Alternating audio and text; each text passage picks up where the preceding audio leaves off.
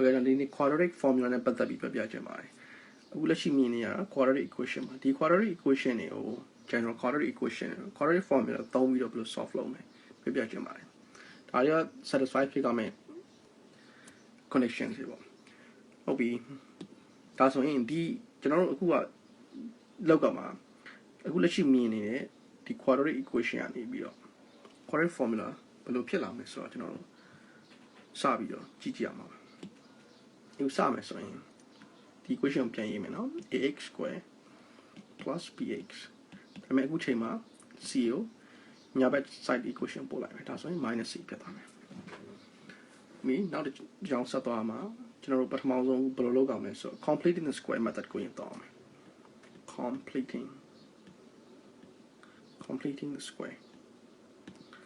completing the square method ကိုသုံးမယ်ဆိုရင်ကျွန်တော်တို့ဒီခုလက်ရှိမြင်နေရတဲ့ဒီရှေ့မှာ a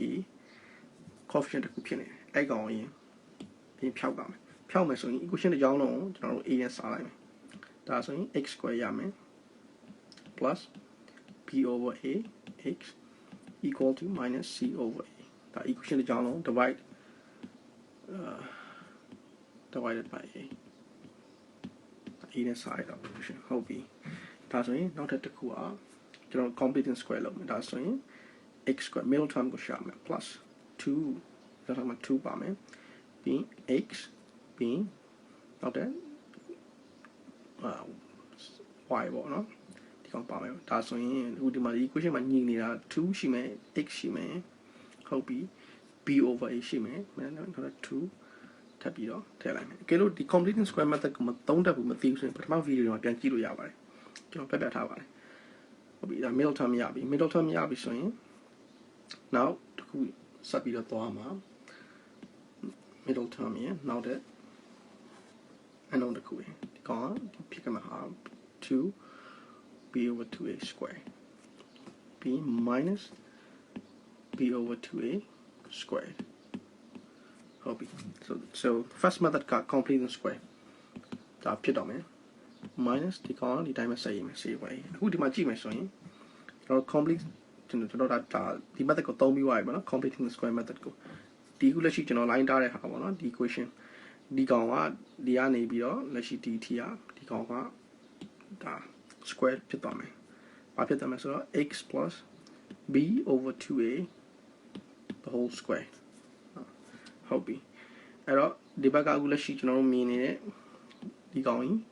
minus b over 2a squared ကိုကျွန်တော် right side of the equation ပို့လိုက်မယ်ဆိုတော့ဒါဟိုဘက်ကဒီဘက်က b over 2a နဲ့ equation အကြောင်းလုံးပေါင်းလိုက်မယ်ဆိုရင်ဒီဘက်ခြမ်းမှာ0 left side မှာ0ရမယ် right side မှာ b over 2a squared minus c over a ရမယ်ဟုတ်ပြီအခုဒါဆိုရင်ကျွန်တော်တို့ဒီပုံစံကဘာနဲ့ဆက်ပြီး solve လုပ်လို့ရမယ်ဆိုတော့ method တစ်ခုဒီမှာရေးလိုက်ပါမယ်ဒီကောင် square root method square root လို့ပဲကျွန်တော်ရေးလိုက်ပါမယ် square root method နဲ့ solve လုပ်မယ်ဒါဆိုရင်ဒီဘက်မှာ x plus b over 2a ပြီးညာဘက်ခြမ်းမှာ plus or minus square root of b squared over 4a squared minus c over a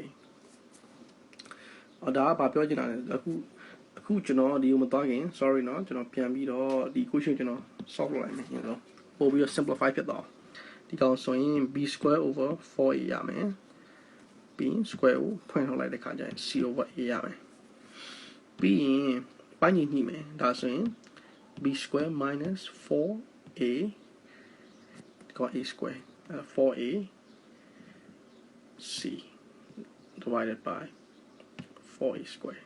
ဟုတ်ပြီနော်။ဘာချင်းညှိလိုက်တဲ့အခါမှာအဲ့ဒါရမယ်။အဲ့တော့ a ဒီ base မှာဆိုရင်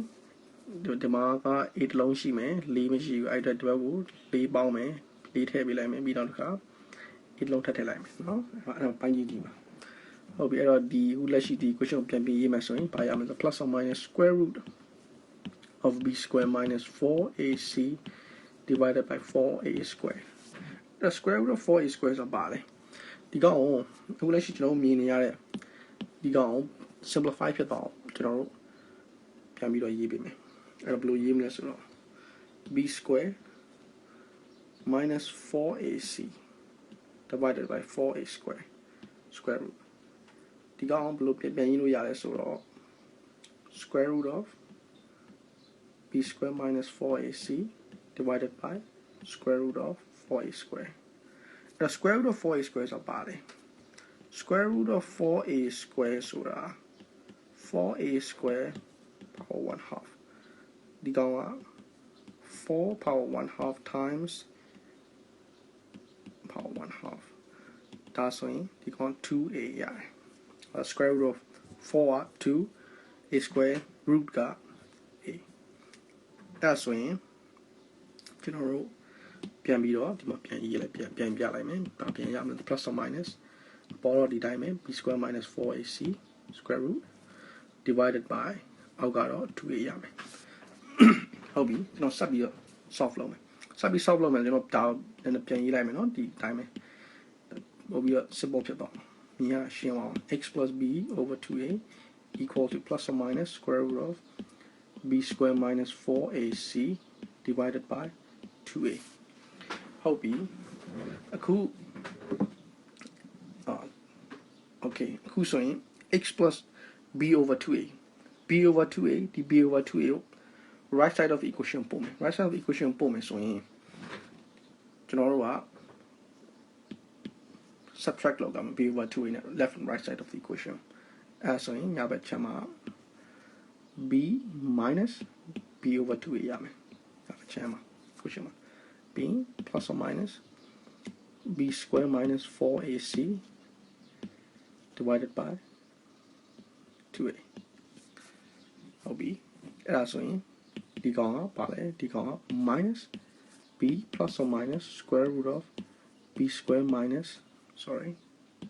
b square minus 4ac divided by 2a ဘယ်လို line နဲ့တာပြီးခုံလုံးအောက်မှာ 2a ရေးလို့ရတယ်ဆိုတော့ဒီမှာပိုင်းကြီးတူနေဒီကောင်က 2a ဒီကောင်က 2a ဖြစ်နေတယ်နော်ဒီကောင်လည်း 2a ဖြစ်နေအဲကြောင့်မို့ line ကိုတာပြီးတော့သုံးလို့ရဖြစ်တယ်အခုဆိုရင်ကျွန်တော်တို့အခုဒါကတော့ quadratic formula ပေါ့ဒီကောင်ကတော့ quadratic formula လို့ခေါ်တာပေါ့နော်ဒီကောင်ရ quadratic formula ပဲဒီ formula က any quadratic equation ကိုသုံးလို့ရတယ်ကြိုက်တဲ့ quadratic equation ပုံစံလားကြိုက်တဲ့ quadratic equation ဆိုတာတော့ဒီကောင်ဒီလိုမျိုးဒီကောင်ကိုပြောတာပေါ့ဒီလိုမျိုးပုံစံကြိုက်တဲ့ quadratic equation ပုံစံလားသုံးလို့ရတယ်အခုဒီမှာမြင်ရမယ်ဆိုရင် a ဆိုတာပါလဲ b ဆိုတာပါလဲဆိုတော့တွေ့မှာပေါ့နော်ဒါ quadratic equation ပြန်ရေးမယ်ဆိုရင် ax square plus bx plus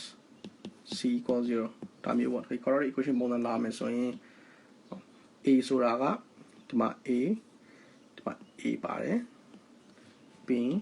b ဒီလက္ခဏာပါတာပေါ့နော် minus b ပေါ့ b ဒီကောင်အပေါင်းဖြစ်ကြမှာပေါ့နော်ဒီမှာဆိုရင်ဒီ equation မှာတကယ်တော့နှုတ်လာရင်ပြန်ပြီးတော့နှုတ်နဲ့ပြန်ရေးရမှာအဲ့တော့ b ဆိုတာဒီ b ပေါ့ပြီး c ဆိုတာတော့ဒီ value c ပေါ့ဒါဒီထဲကို plug in လုပ်လိုက်ရင်ဒီ formula plug in လုပ်လိုက်ရင်ဒါ solve လုပ်လို့ရပါတယ် x ရဲ့ value solve လုပ်လို့ရပါတယ်သိပါပြီအဲဒီမှာအရေးကြီးတဲ့တစ်ခုထပ်ပြောချင်တာတော့ b square minus 4ac ဒီကောင် square root အောက်မှာရှိနေတယ်အခုအောင်းနဲ့တွေ့မှာပေါ့နော် square root အောက်မှာရှိနေတယ် b square minus 4ac ဒီကောင်က0ထက်လည်းကြီးလို့ရမယ်0နဲ့ညီလည်းရမယ်0ထက်လည်းငယ်လို့ရပါတယ်ဒါပေမဲ့သူ့ရဲ့ condition က0ထက်ကြီးရင်ဘာဖြစ်မလဲ0နဲ့ညီဘာဖြစ်မလဲ0ထက်ငယ်ဘာဖြစ်မလဲဆိုတော့နောက် video မှာကျွန်တော်ဆက်ပြီးရှင်းပြပါမယ်ဒီကောင်ကိုဘာလို့ခေါ်လဲဆိုတော့ဒီကောင်ကို discriminant လို့ခေါ်ပါတယ်နော် discriminant ဒီကောင်အရင်အရေးကြီးပါတယ်ဒီခုလက်ရှိမြင်နေရတဲ့ဒီ b square minus 4ac ကျွန်တော်ဘာကြောင့်အရေးကြီးလဲဘာအသုံးပြုလဲရဆိုတော့ဆက်ပြီးပြပြပါမယ်ကျေးဇူးတင်ပါတယ်